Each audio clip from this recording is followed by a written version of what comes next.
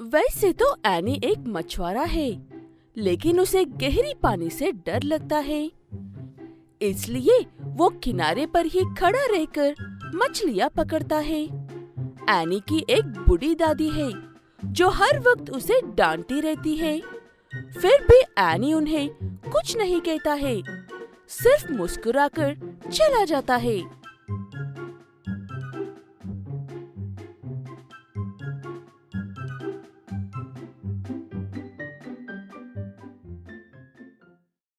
तुझे संभालना मेरे बस की बात नहीं रही अब, इसलिए मेरी ही खातिर ना सही अपने लिए शादी कर ले, ताकि मैं चैन से चाय पी सकूं।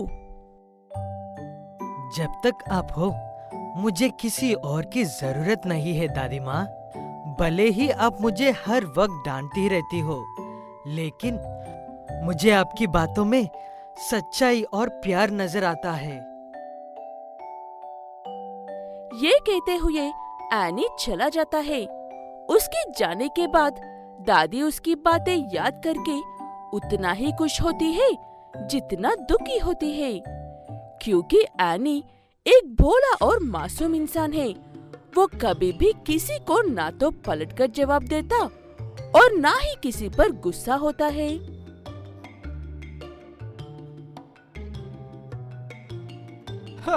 लो आ गया छोटा बच्चा। कब तक किनारे से ही मछलियाँ पकड़ते रहोगे? पानी में आओगे तो गहराई को अंदाज होगा। मैं बता रहा हूँ, किसी दिन मछलियाँ खुद आकर मुझसे बोलने लगेंगे कि आओ हमें पकड़ो।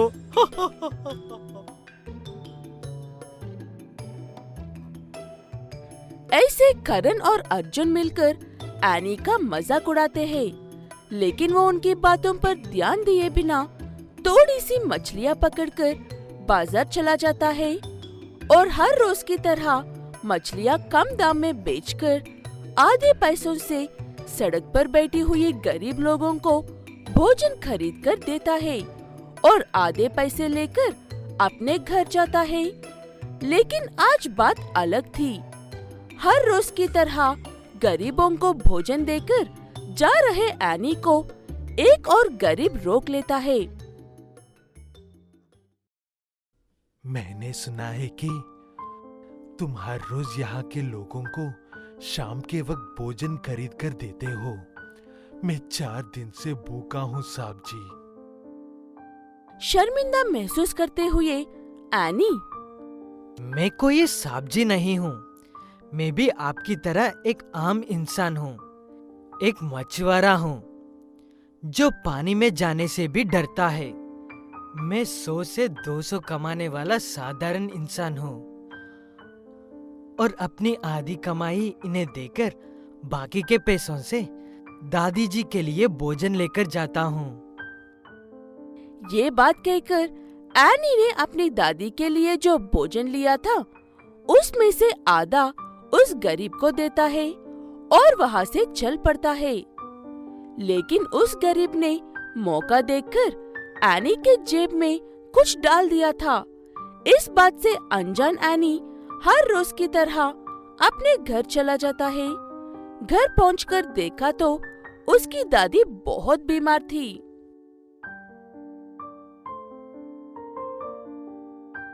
दादी जी, अब ठीक तो है ना? चुप रहो और मेरी बात सुनो। मुझे नहीं लगता कि मेरे पास ज्यादा वक्त है। मैं मरने से पहले तुम्हारी शादी करवाना चाहती हूँ। ऐसा कुछ भी नहीं होगा दादी जी। आप ये खाना खाइए, मैं जाकर दवाइयाँ लेकर आने की कोशिश करता हूँ। ये कहते हुए एनी पैसे ना होने के बावजूद भी अपनी दादी के लिए दवाइयाँ लेकर आने के लिए जाता है और उसे रास्ते में करण और अर्जुन मिलते हैं। एनी उनसे मदद मांगने की कोशिश करता है। करण, अर्जुन, मेरी दादी की तबीयत खराब है, लेकिन दवाई खरीदने के लिए मेरे पास पैसे नहीं है। अगर तुम मुझे थोड़े से पैसे दोगे तो कल मैं जितने भी कमाऊंगा वो सारे पैसे तुम्हें दूंगा। उसकी बात सुनकर दोनों खूब हंसकर उसका मजाक उड़ाकर वहां से चले जाते हैं। उनके जाने के बाद एनी उदास होकर वहीं पर बैठ जाता है। नीचे बैठते ही उसके जेब में से छोटे छोटे ढेर सारे हीरे निकलकर नीचे गिरने लगते हैं। वो देखकर हैरान हो जाता है एनी। ये तो हीरे लग रहे हैं, लेकिन ये मेरे जेब में कहाँ से आए? मैंने तो नहीं रखे। लेकिन ये और कौन कर सकते हैं? ऐसे काफी देर सोचने के बाद एनी को उस गरीब आदमी ख्याल आता है, शायद वो हीरे उसी के हैं। सोचकर एनी उन्हें लौटाने के लिए जाता है, लेकिन वो आदमी वहाँ पर नहीं था और ना ही कोई उस आदमी को पहचानता था। शायद उस आदमी ने जानबूझकर ही इसे दिए होंगे सोचकर अपने पास रख लेता है एनी। और उनमें से एक बेचने पर ही ढेर सारे पैसे आते हैं। उन पैसों से एनी पहले अपनी दादी का इलाज करवाता है, उसके बाद एक बड़ा सा घर खरीदता है।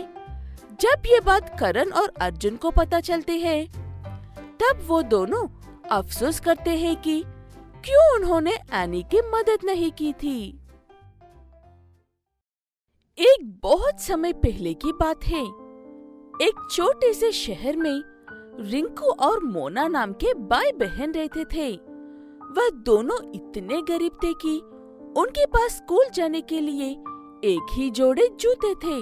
सुबह मोना का स्कूल होता था तो वह जूते पहनकर चली जाती है, और जब वह दोपहर के समय स्कूल से आती है तो अपने पैर से जूते उतारकर रिंकू को दे देती, जिससे दोनों का ही काम बन जाता था। लेकिन कभी-कभी जूतों की वजह से उन दोनों को ही बड़ी परेशानी उठानी पड़ती थी। एक दिन की बात है, मोना स्कूल जूते पहनकर चली जाती है और आते समय उसे थोड़ी देर हो जाती है तो रिंकू परेशान हो जाता है। ये मोना भी ना आज मुझे डांट खिलाकर ही मानेगी। और कुछ देर में जैसे ही मोना आती है, आज स्कूल से आने में इतनी देर क्यों लगा दी? अब ला जल्दी से मुझे जूते उतार कर। मोना जल्दी से अपने पैर से जूते उतारकर रिंकू को दे देती है। रिंकू जूते पहनकर भागता हुआ स्कूल चला जाता है, पर उसे स्कूल पहुंचने में देर हो जाती है। रिंकू, स्कूल आने में इतनी देर कैसे हो गई? मास्टर जी की बात सुनकर क्लास के सभी बच्चे हंसने लगते हैं। मास्टर जी, इसकी बहन घर जाएगी तभी तो उसे जूते लेकर पहन कर आएगा। चुप! और रिंकू, तुम हाथ आगे करो। मास्टर जी क्लास के सभी बच्चों को डांटकर चुप करा देते हैं और रिंकू के हाथ पर एक जोर से डंडा मारते हैं।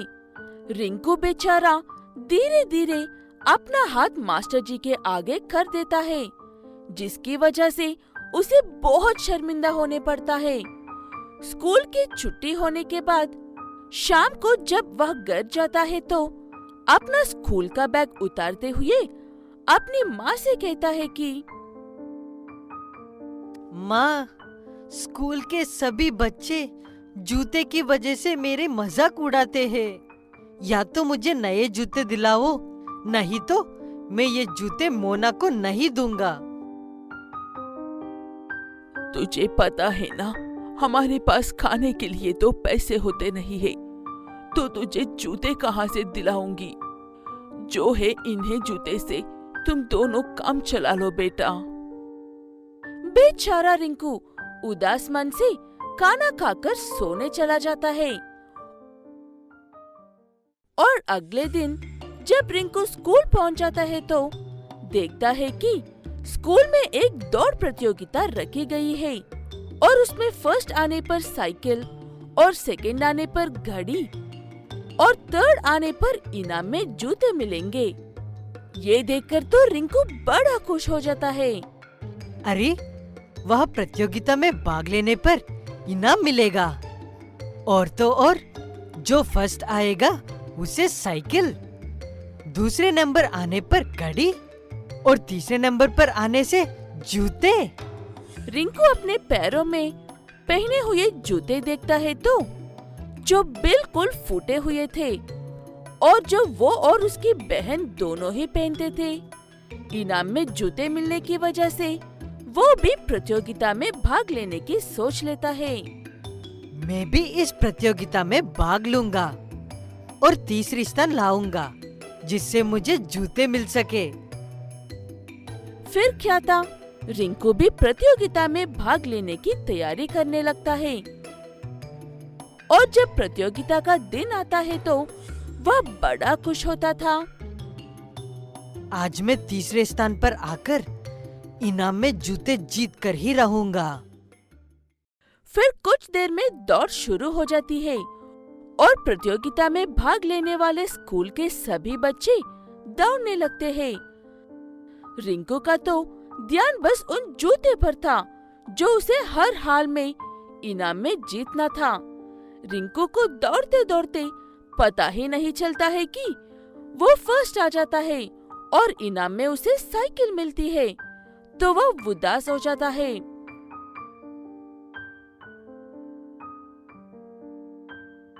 मुझे साइकिल नहीं, जूते चाहिए थे। मैं बेकार में फंस आ गया। रिंकू उदास मन से इनाम में मिली साइकिल ले लेता है। तभी उसे उदास देखकर इनाम देने वाले मास्टर जी उससे कहते हैं कि क्या हुआ, तुम्हें इनाम पसंद नहीं आया? नहीं मास्टर जी, ऐसी बात नहीं है। मुझे साइकिल नहीं, जूते चाहिए थे। तभी मास्टर जी की नजर रिंकू के जूते पर पड़ती है, तो वह उसे एक नई 2 जोड़े जूते देते हैं, जिसे देखकर रिंकू खुशी से उछलने लगता है और भागकर घर पहुंचकर एक जोड़ी जूते अपनी बहन को भी दे देता है, जिससे अब उसके पास भी स्कूल जाने के लिए जूते थे और उसकी बहन के पास भी।